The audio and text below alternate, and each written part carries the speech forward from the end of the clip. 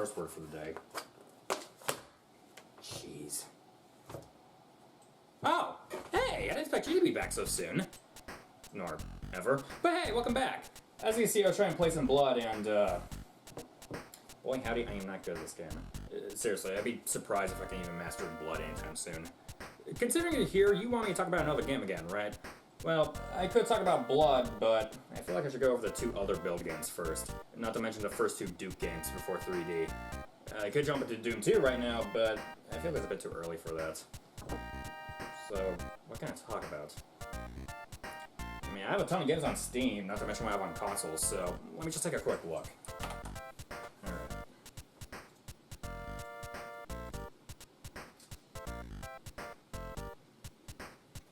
Actually, now that I think about it, back when we were talking about Doom Spectre, didn't I mention how I'll talk about C.R.T some other time? Well, since I can't think of any game to play, I guess that other time's gonna be now, because C.R.Ts, a type of electronic that was in every single household in the entire world. Until it wasn't. A C.R.T, in the simplest way to describe it, is just a name for older types of screens and TVs that were most prominent in the 80s, 90s, and even the early 2000s. In a more accurate way to describe it, C.R.T is an abbreviation for cathode ray tube. And with the information I've gained from Wikipedia, a cathode ray tube is a vacuum tube containing one or more electronic guns that shoot electronic beams that are manipulated to display images on a phosphorescent screen. Okay, to be honest, the only information I got from that was that there's a gun in here, and therefore I always have a gun pointed at my face. The first and earliest C.R.T that was made was the Braun tube, by German physicist Ferdinand Braun back in 1897. Although it wasn't until 1934 that the first C.R.T to be commercially available to the public was released, that being a TV made by the German company Telefunken. Since then, C.R.Ts, and TVs in general, started to slowly become a household staple, while also slowly changing and getting better over time, like going from circular screens to rectangular screens, along with the screens getting bigger over time, allowing for bigger resolutions, and of course, gaining the ability to show color. C.R.Ts had been prevalent for a little over half a century, and I believe they only started to fall out of fashion near the mid-2000s, even when the first commercially available LCD TV, that being the Seiko S-Fun's S-Fun TV Watch, was released in 1982. And yes, when I said watch, I do literally mean it's a watch with a built-in TV. Like, what?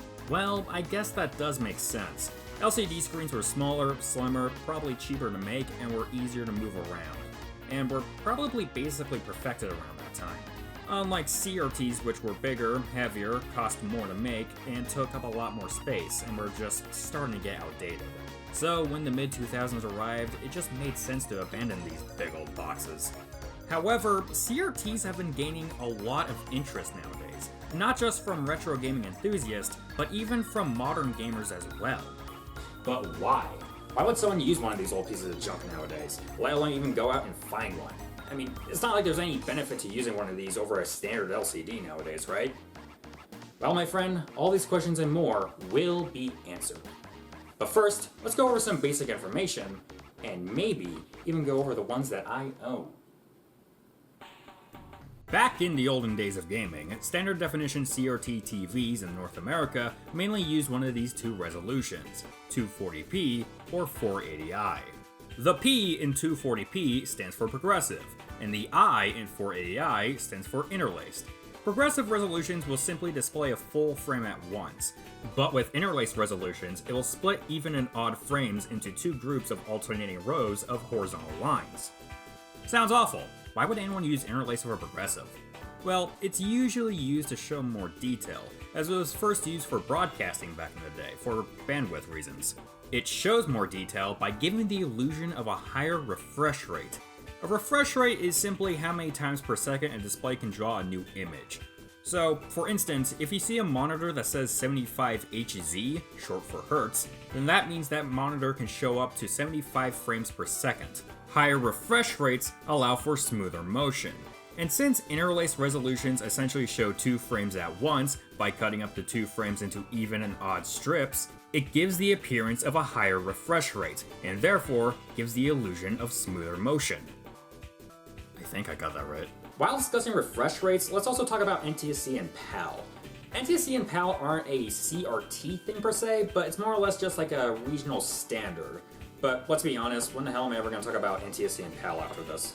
In places like America, C.R.Ts have horizontal line counts of 480, though in places like, I don't know, mostly everywhere else, so let's just say Europe, have TVs with a horizontal line count of 576. And in places like Europe or Japan, have different electricity standards, meaning that most C.R.Ts in those areas had a refresh rate of 50 Hz. Unlike us Americans who had C.R.Ts with a refresh rate of 60 Hz. Now, does that matter to C.R.Ts? Kinda. It's more or less something to take note of when hooking up a console to a C.R.T. i.e., you have to make sure that both the console and C.R.T. are NTSC or PAL. Technically, there's nothing wrong with hooking up, let's say, a PAL console to an NTSC C.R.T. It won't cause any damage or whatever, but the game will be slower due to PAL's 50 Hz standards, and will be squashed due to it needing the PAL's horizontal resolution. And with that, let's go over the C.R.Ts that I own. I'm not going to go incredibly in-depth into them, I'm just simply going to show off what they offer and what I think of them, along with any issues I've noticed with the models I have specifically, and any information I could have brought up earlier, just that it would be more appropriate to bring up later. Now, let's start off with the one that contains the beast. This is the ViewSonic E771. Bird. This isn't a CRT TV. Instead, it's a CRT monitor, meant for computers. Either way, it's one of the biggest CRTs I own. So big, I can place my gaming laptop on top of it. I really need to get a tower. Since this is a 17-inch monitor, I can easily change the resolution all the way up to 1280 by 1024 at 60 Hz. Although for this monitor, I've seen it best to put the resolution at 1024 by 768, where then I can set the refresh rate to 85 Hz. Although, overall, I just leave it at 1280 by 960. On the front, excluding the power button, there are 4 buttons all for menu navigation, allowing you to control things like the contrast, brightness, vertical and horizontal screen sizes and positions, and other display settings. It's mostly just basic settings you can see on any other monitor nowadays. Well, except for DGOS, which is there to remove any unwanted magnetic fields that distort the screen. Yeah. The monitor only has one input, and by input, I mean cord, because the cord is hardwired into the monitor. Thus, it only supports VGA. If you don't know what VGA is, think of it as those RGB SCART cables. If you don't know what those are, think of them as component cables. If you don't know what those are either, think of them as like very early HDMI cables. If you don't know what HDMI is, you're a lost cause. At the end of the day, this is just your standard old PC monitor. It's basically just like any PC monitor nowadays. Well, except for all the CRT benefits, but I'll get to that in just a bit. Now, let's move away from this 90s relic and talk about a real deal. Old piece of crap. This is the Samsung, thing. I don't really know. It has the model number TC3174MB. It has the word celebrity on the front. Not sure why it has ties to stupid annoying people, but I guess the word had a different meaning back then. I found the TV one day in my stairway closet. I was confused on how it got in there, let alone why it was making noises that sounded like it was screaming in despair. But hey, I got a free TV, so who really cares? Despite that, it's a TV I barely use, mainly due to its only input, that being RF. RF is bad. To use RF, you had to connect your device to a box called an RF modulator. So first, plug it into your console, pretty standard stuff. Then you had to screw it into your TV. Yes, not plug in, but screw it into the coaxial port. And then you had to set the channel to 3 or 4, and after you're done with all of that, you had a horrid picture. Seriously, I'd be surprised if there was something worse than RF. Oh, dear God.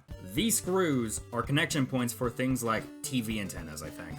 But many devices allowed you to hook them up with these screws, with boxes or adapters fitted with these things, which I think are fork terminals, but whatever it is, this method to hook up your consoles is basically like RF, but worse. The setup itself is even more tedious. You gotta get a screwdriver, unscrew these screws, put these forks in contact with the screws being in between these 2 points, screw the screws back in, and then the picture will be even worse, or just not work at all.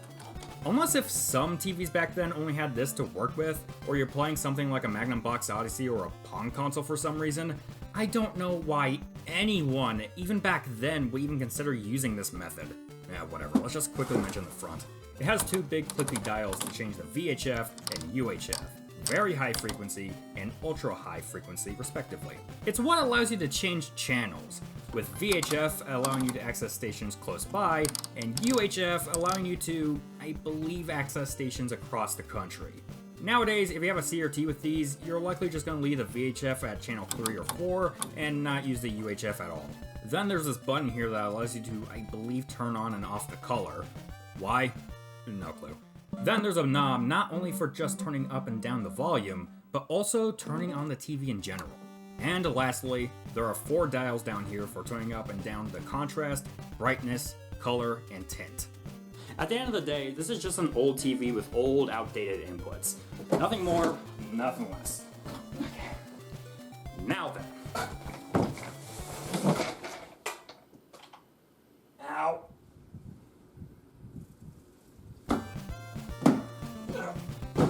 Okay.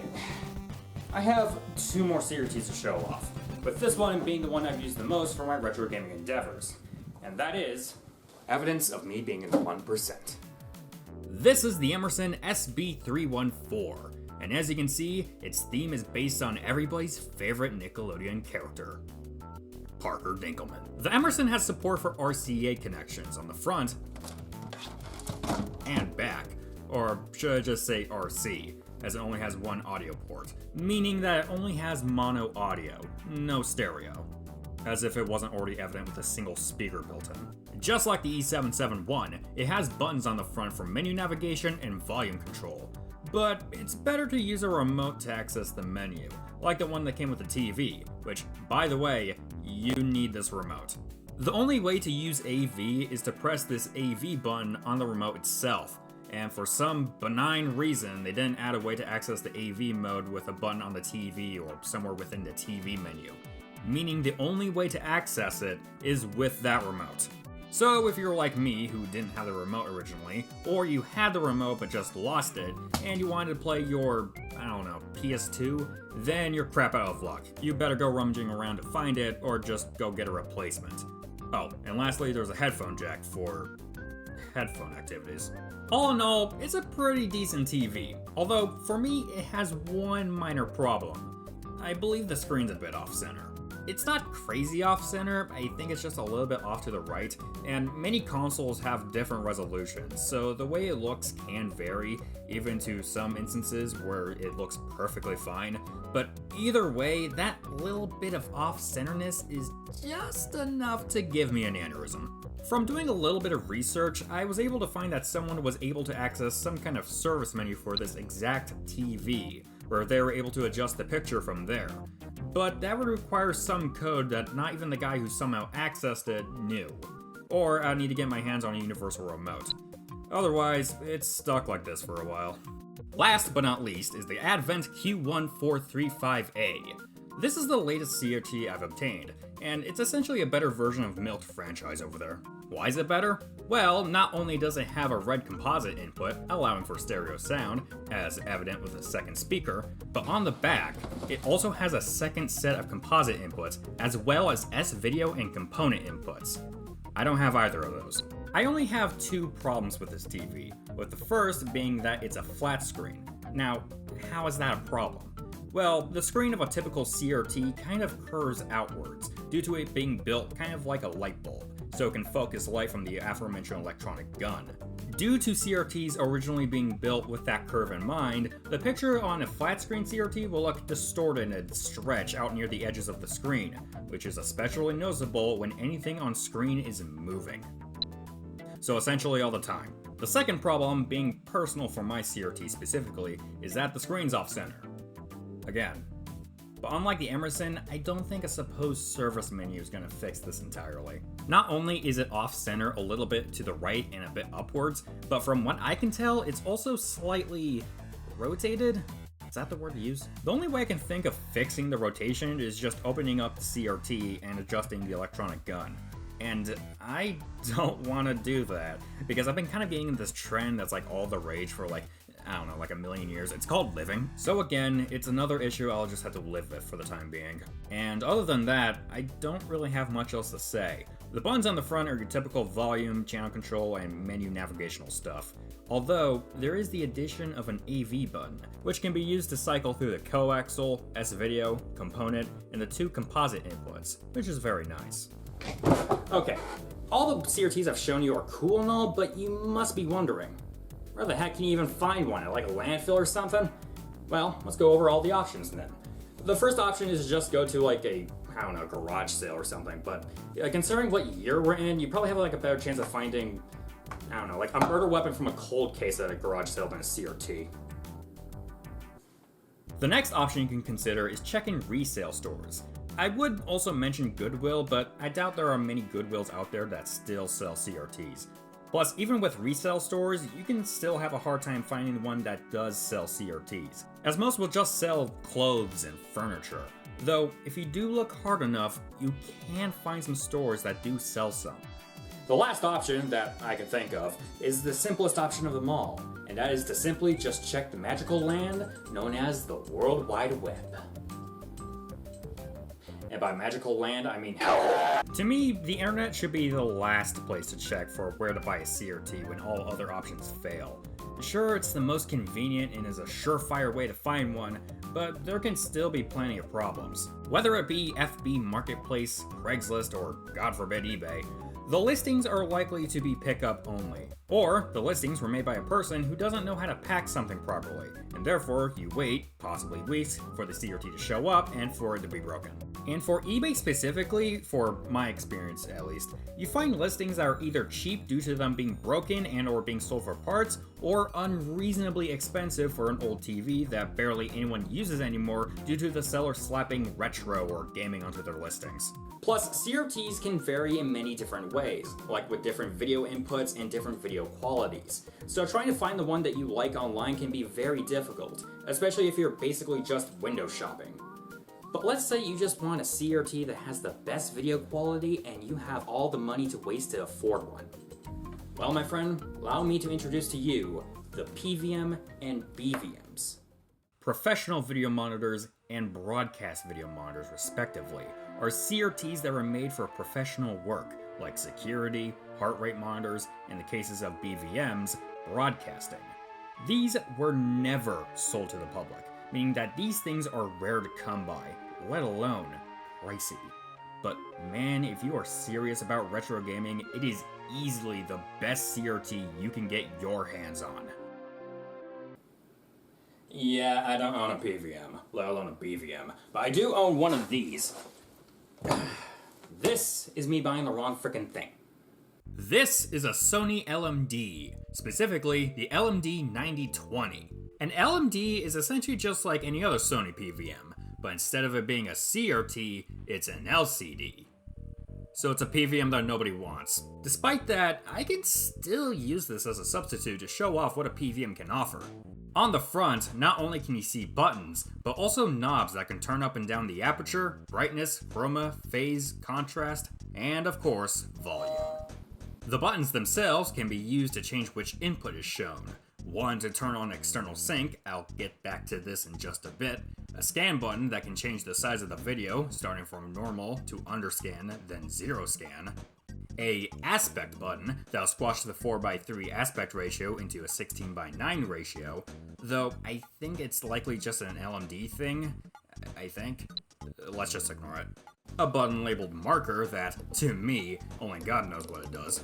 2 buttons that can make the entire screen blue or monochrome, which can then be combined into blue, but you can tell what's going on screen. I have no clue what the point of these are for. And lastly, a menu button, which is the button that enters the menu. There's also buttons to navigate it too, I guess. On the back, you'll find a bunch of weird-looking inputs.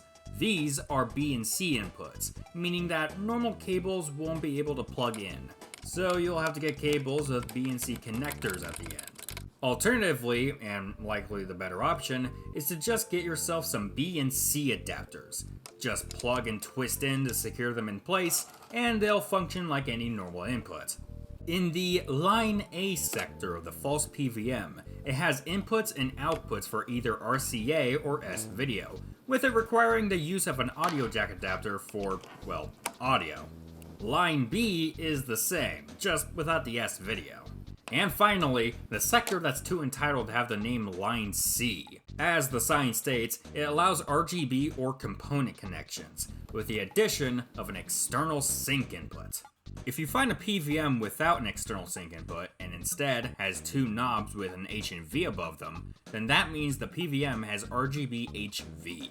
So if you use RGB on one of these and the picture is messed up, you will have to fix the picture manually with the two knobs. But if the PVM does have an external sync input, that means it has RGBS, meaning that all you have to do is plug an external sync cable, press the aforementioned external sync button, and the messed up picture will fix itself.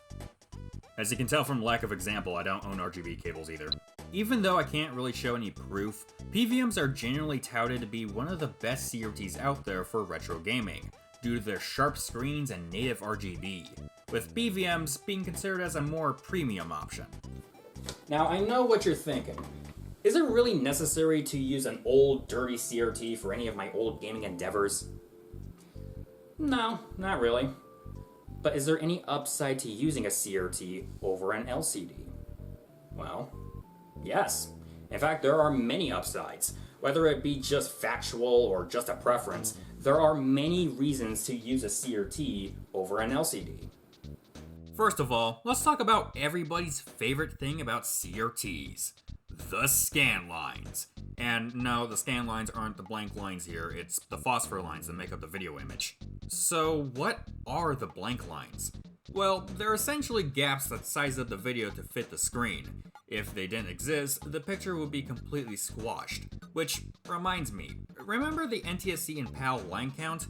Yeah, I think I was referring to this. Since PAL C.R.Ts had a line count of 576, game devs simply added a border to the game so it can fit the PAL line count, which is why playing a PAL game on an NTSC C.R.T. would result in the game being squashed, as it's showing the borders that will normally be outside the screen space.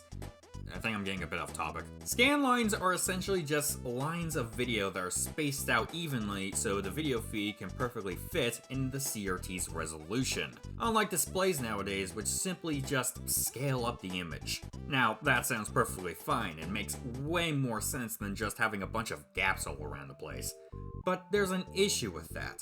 Scaling requires a lot of processing, and modern displays lack one thing: 240p. Most, if not all, modern displays can only go down to 480i. So if you use a console made, well, let's just say before 1998, as that was the release year of the Dreamcast, a modern display will just interpret the 240p console as 480i. It will then proceed to enlarge the 240p video as if it is 480i, causing the display to do a lot of processing and in turn, causing there to be a ton of input lag. I believe the amount of input lag can also be determined by the size of the display as well.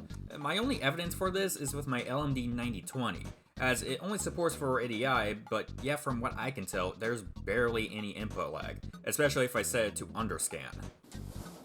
Either way, input lag is bad and something you just really don't want in general, especially if you're playing games that require frame-perfect inputs, like fighting games, rhythm games, speedrunning, or any game that requires a very specific accessory.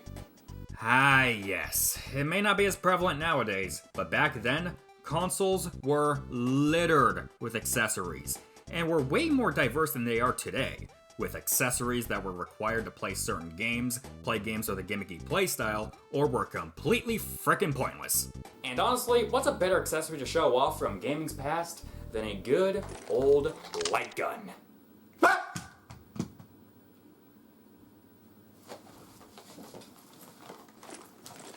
Light gun. I don't know where I keep getting these weapons from. This here, my friend, is the NES Zapper, the trusty sidearm of any Nintendo kid back in the mid-80s. How does it work? Well, it's quite simple. With a pull of the trigger, the screen will instantly go black for a frame. Then, a photodiode within the zapper will detect any darkness, mainly intended as a failsafe. If it sees darkness, the next frame will add a white square to anything in-game that can be shot at. The photodiode will then detect any change in light level. If it does detect a change, it'll tell the game that, and the game will count that as a hit. I think you can tell how input lag can affect this. You'll pull the trigger, the gun wants to see darkness, the screen doesn't deliver in time, and the shot fails. Although it's not just with LCDs. Light guns can also fail if you use a C.R.T. with a very high refresh rate, somewhere like 120 Hz, mainly due to most light guns being made with C.R.Ts. with 60 Hz, from what I've read. But most of what I've said is primarily how the NES Zapper works. The way it works can be different from many other light guns, like how with the Super Scope requires batteries and the use of a sensor that plugs into the SNES, or the Namco GunCon for the PS1 requiring a sync signal from the console's composite video. Of course, light guns aren't the only accessories that require a CRT. There are many other accessories, like active shutter 3D glasses for the Master System and Famicom, the NES ROB, the Power Glove, I think? I can't really think of any other examples. The next upside is the contrast, or darkness levels. On a CRT, anything black on screen will truly be black, unlike on an LCD. This is due to a CRT being made up of these little phosphors with a mask making small little groups of red, green, and blue rectangles, or circles if you're using a CRT monitor. The aforementioned electronic gun will shoot a beam at each one, in different ways, making different colors, which in turn makes the image. However, CRTs can't really show black. They can only show a very dark gray at best. So if anything on screen is black, the electronic gun will simply just not shoot there. An LCD screen will draw in anything dark, even if the area is pitch black.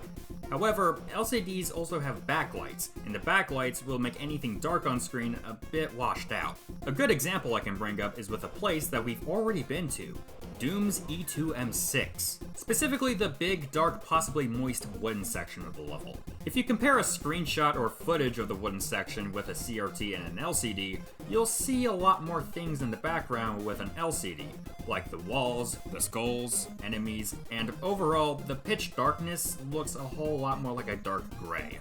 But with a CRT, however, you can't see crap. Next is motion clarity.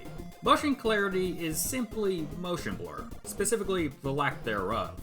If you were to compare a moving object going across the screen on both an LCD and CRT, you'll obviously see that the moving object is blurry on the LCD, while not on the CRT, which is, motion blur. This is due to the CRT's flicker, which is caused by how the CRT draws in frames, which is basically drawing a frame, one line at a time, very, very fast, which causes a strobing effect, or, the flicker.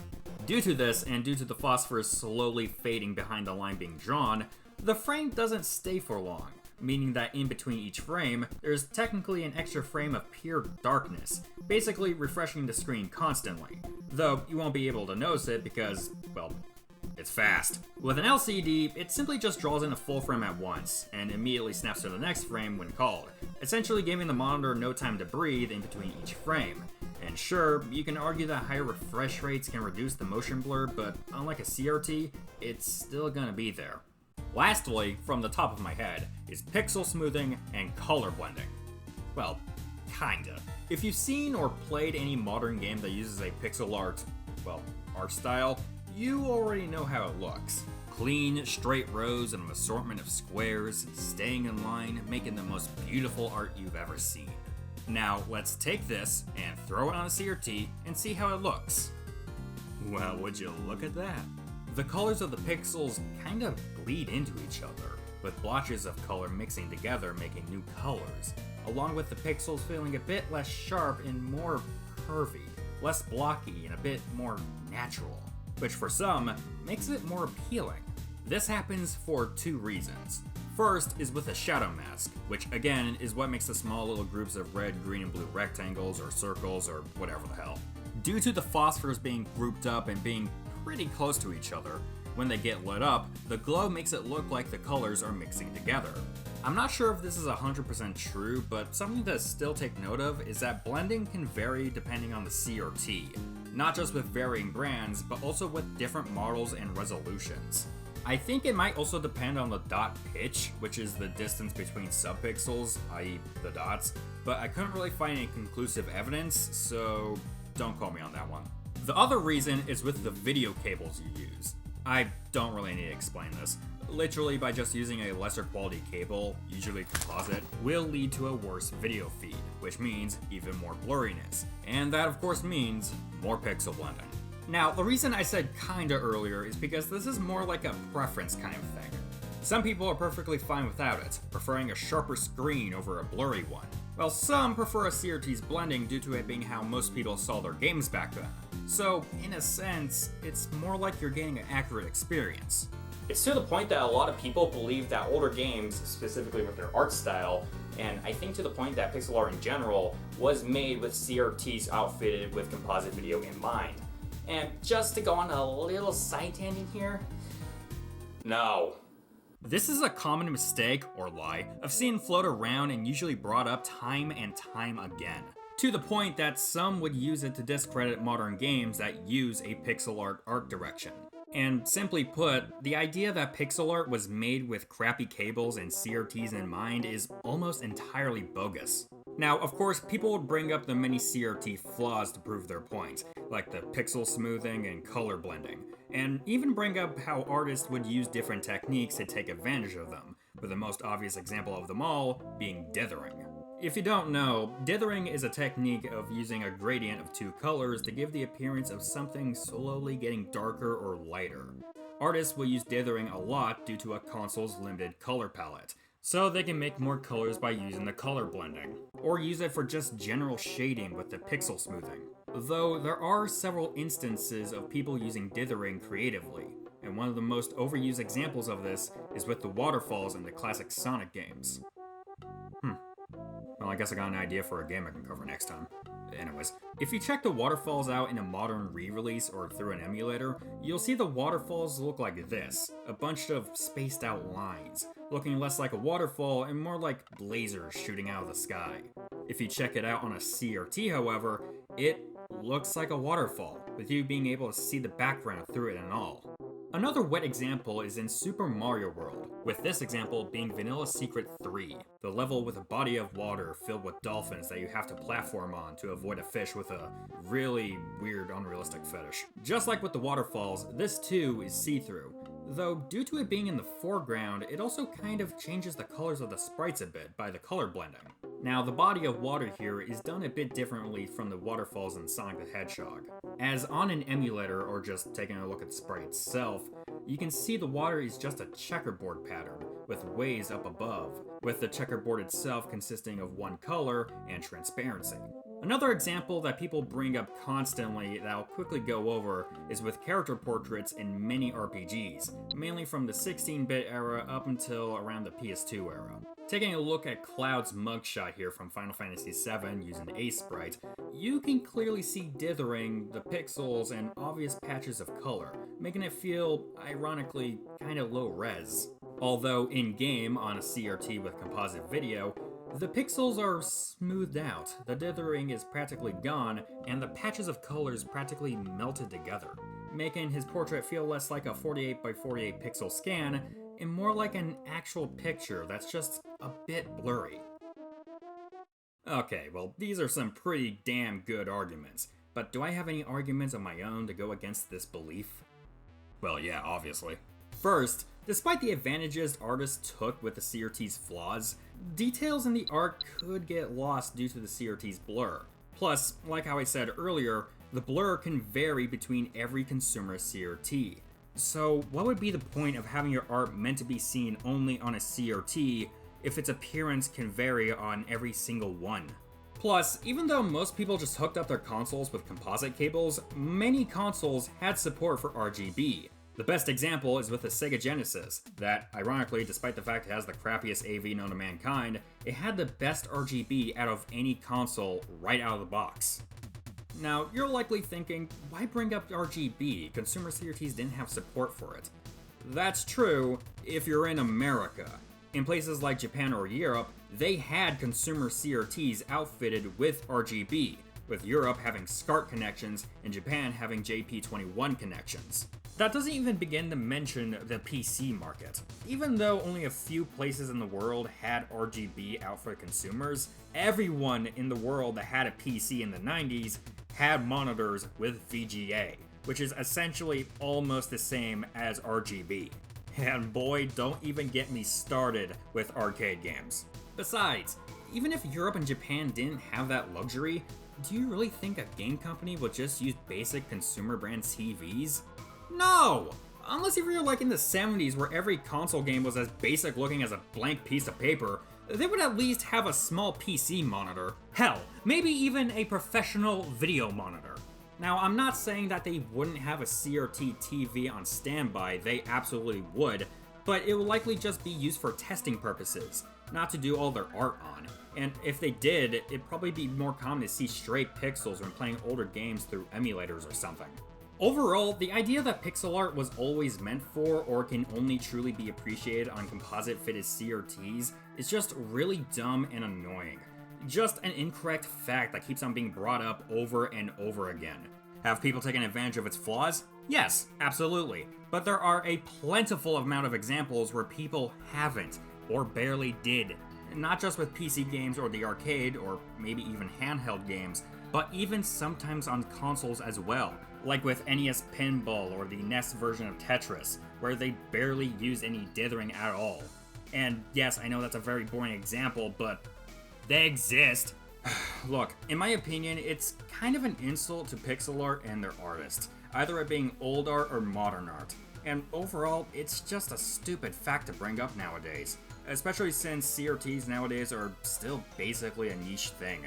Don't get me wrong, it looks nice, and I really do prefer it over a clean look.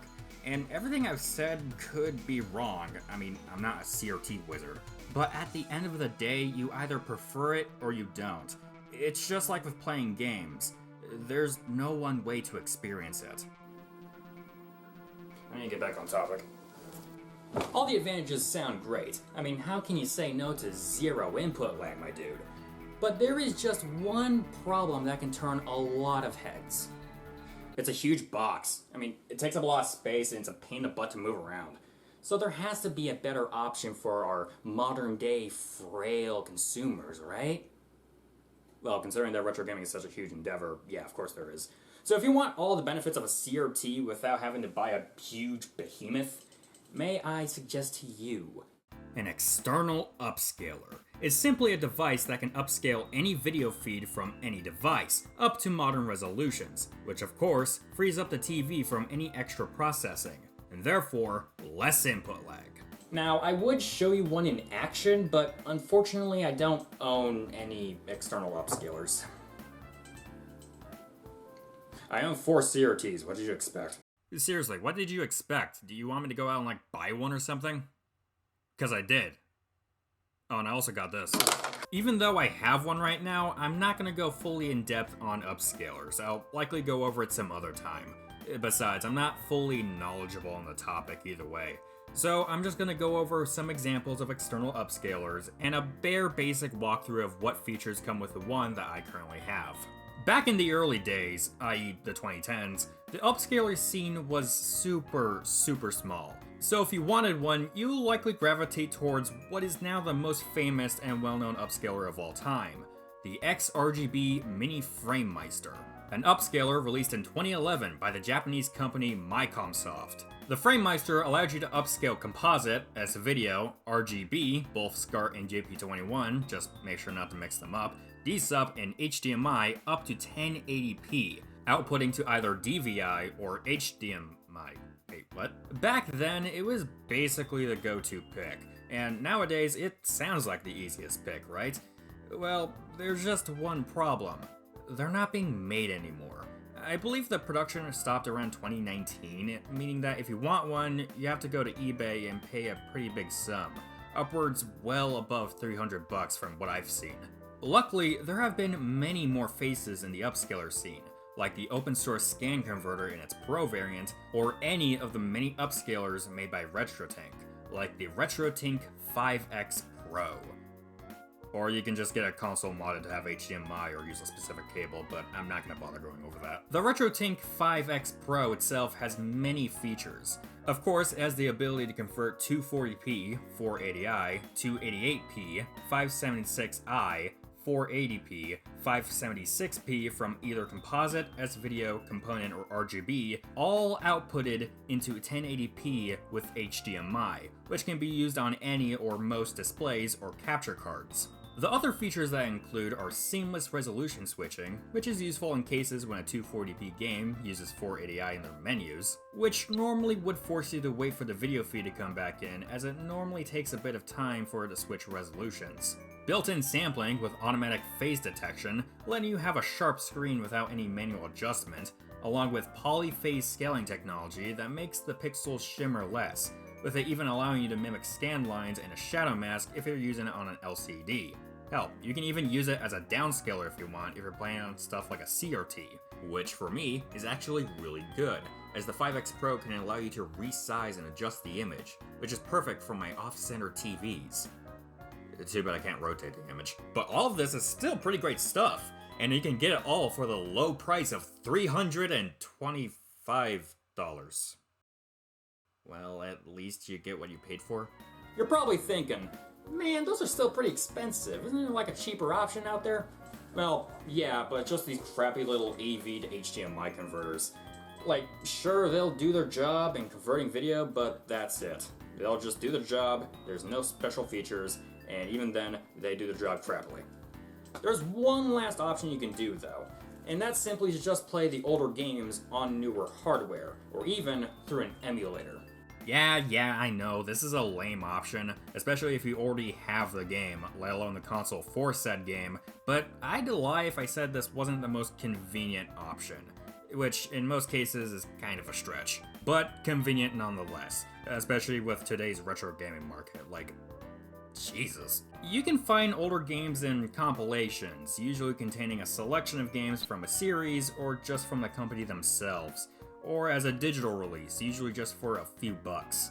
Or you can get them through a subscription service, because yes, I would love to pay $4 a month just so I can play 30-year-old NES games that used to sell normally, you fucking money goblins! Now, the emulation can vary because, you know, different games, different publishers, different developers, and I guess also different technologies.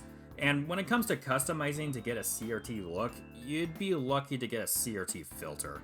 So because of that, you should take a look at emulators. But just as a warning, emulators are kind of in a legal gray area. The emulators themselves could be fine, but the way to get ROMs could get you in trouble. Which I know kind of sucks because game companies are not really good at, preserving their history in a nice, affordable way.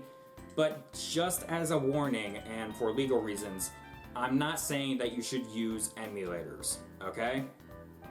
I'm just saying that you could. There are many emulators out there for many different platforms, many of them having features like higher frame rates or just steady frame rates, online play, and other stuff. Some of them have console-specific features, like how some Game Boy emulators allow for complete customization of the color palette, or the ESPXE emulator allows you to play real PS1 discs on your computer. And of course, many emulators have overlays or shaders that you can use to get that C.R.T. feeling, like adding scan lines, blending pixels, a fuzzier image, and even darkening the game to try to get that C.R.T. pitch darkness. Okay, but what about those light gun games? Obviously you couldn't really use it with an upscaler on an LCD TV, but what about the emulators? Well, many of them allow you to simply use the mouse, which is, kind of boring. But you can get yourself something called a Cinda light gun, which is simply a light gun made specifically to be used on LCD screens. Now these are pretty cool, but these are emulators. You don't want to play these console games on a computer, and certainly not with a keyboard and mouse. Plus, it's kind of hard to get original controllers to work on the PC. Is there any other option? Well, there is the Mr. FPGA, which I don't have and I won't go over, but I will say this. If you want to play on a TV with any game from any console, handheld, and even arcade, with original controllers and with full customizability, then that is a one-way ticket you want to go for. With all this info in your hands, you probably have one question still lingering in your head. Even if one can just use an emulator or an upscaler or even that Mr. Fellow, this still doesn't really answer why the hell anyone would buy a C.R.T. nowadays. Like you've said, it takes up space, are expensive as hell, and let alone are hard to find at times, and aren't even integral for an old game's art style. So why? Why would so many people have such a perpetual passion for these pieces of junk? Well, for me personally, I'd say the aesthetic. Come on, you can't deny the fact that these things encapsulate a ton of 80s, 90s, and early 2000s nostalgia. The giant box design, the sound it makes when it turns on, the slight flicker of the screen, the scan lines. Every little aspect and minute detail of a C.R.T. is practically enough to bring anyone back to their childhood. Except for me. When I was born, C.R.Ts were slowly but surely getting replaced by flat screens, and because of that, I never really had a fond memory of ever using one. Though, I do remember one vivid memory. I was a toddler, or maybe even a baby, laying in a crib, looking to my side and watching my brothers stand in front of the glow of the C.R.T. I could vividly remember them playing one of the old Pokemon games on our old, long-forgotten GameCube. I still have no clue how I remember that. Despite the fact I never grew up with C.R.Ts, why would I have an interest in them now? Well, honestly, it's the same reason why I have interest in old forms of media. I like to experience the past. I love C.R.Ts for the aesthetic and usefulness and all, but I do think there's something euphoric about hooking up an old console to an old TV. Heck, sometimes I like to hook up the NES or the Genesis to the old stairwell TV, playing games with that crappy, grainy RCA video quality, and feeling like a man in the 80s despite being born in 05.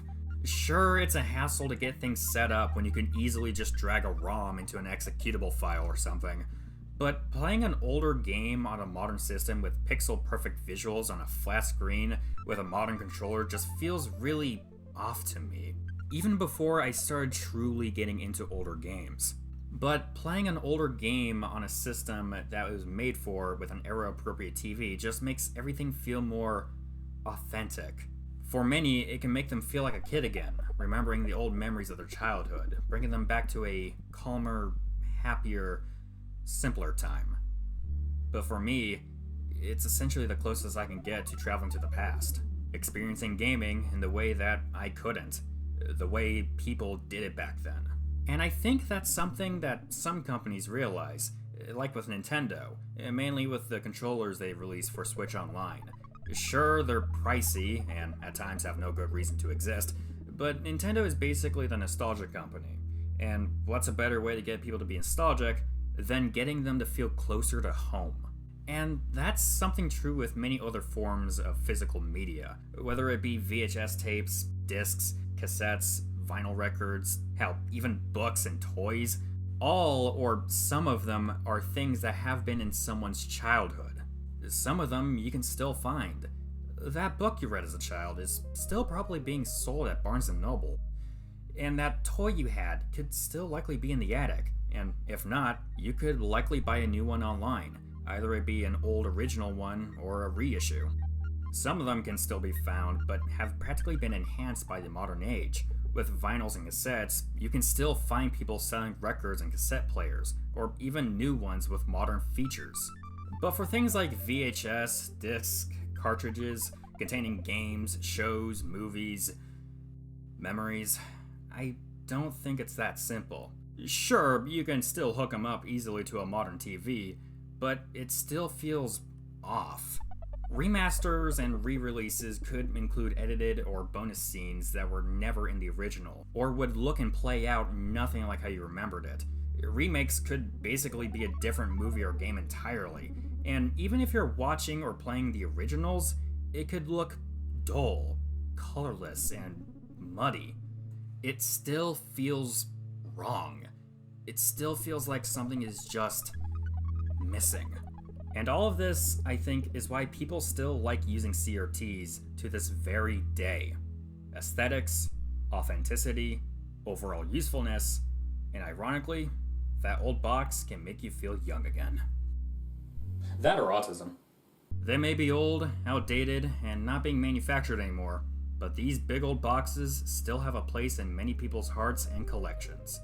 And just like most things, as long as you keep them in your heart, they'll never die out. And just like that, I don't know what else to bring up.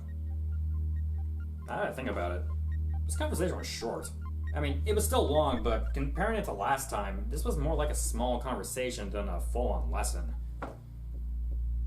Well, I guess that does make sense.